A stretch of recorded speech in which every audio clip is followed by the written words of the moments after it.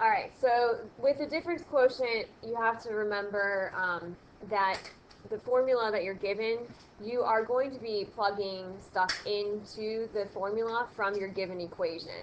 So for this one, we had number 37.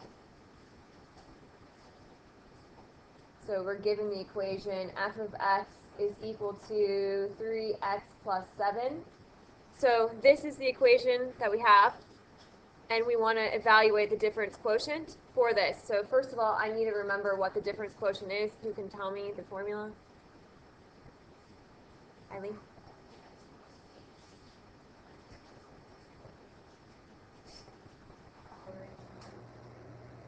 Good. So remember we said that this is the formula for how we compute the difference quotient. And remember the difference quotient is basically finding the rate of change of any point on a curve or a graph that you have. So in this case, if instead of this formula we have right here, let's say that instead I decided to do f of 2 minus f of 3 all over h. Well, how would you evaluate this equation right here? What would you do?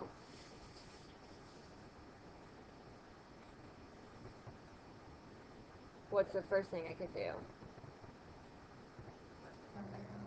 I would plug the numbers into the function for x because this is function notation, right? So I would first plug in 2 here, and I'd have 3 times 2 plus 7 minus, and then I'd have to do now 3 into x into my equation.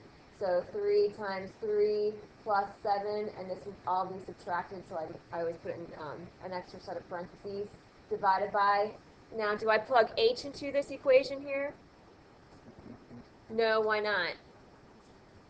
Because it's just a variable and doesn't have a function notation attached to it. So it's always going to just be over h. So it's the same idea with this equation that we have here. The only difference is instead of plugging in numbers, we're plugging in x plus h, and then we're subtracting it from f of x, the original function, all divided by h. So for this, the first thing that I would want to do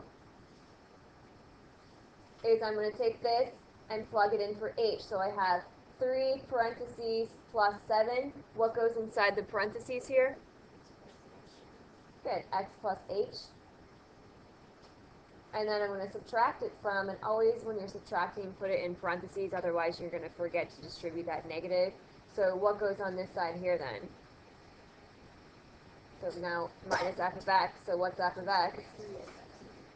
3x plus 7, all divided by h, because remember h is just a variable, so it just goes in your equation, that's what we use.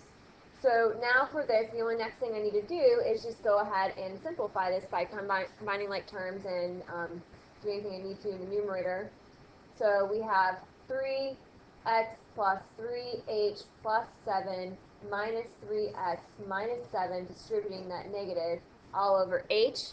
Notice that your 3x and your negative 3x cancels out. 7 and negative 7 cancels out, and you're left with 3h over h, which is just equal to 3. So that would be the rate of change for a point on my graph or curve that I have. Which makes sense because what kind of graph do we have for this? What kind of equation is this right here? It's a linear equation, and what is the slope of this equation? 3. So doesn't it make sense that our answer for the rate of change of any point on this curve would be 3? So kind of think of it like that, kind of a little bit of common sense there. So for number 41, instead of having a linear equation, now we have a radical equation. So for 41, we have the f of x is equal to the square root of x. So now we are plugging in the difference quotient, again, f of x plus h minus f of x all over h, and then we're plugging it into this formula here. So this formula gets plugged in. So does anyone think they have the solution for this first one? Or the second one, sorry? Anna? Square root of x plus h minus square root of x over h. Good. So for this one, we're going to plug in x plus h first into our equation. So we have the square root of, I'm plugging in x plus h for x.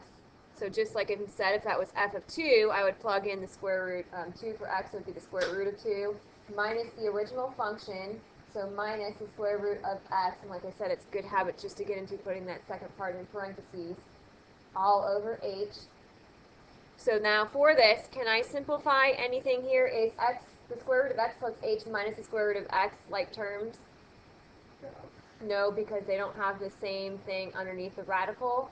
Therefore, there's nothing that I can simplify here. So my answer would just be the square root of x plus h minus the square root of x all divided by h.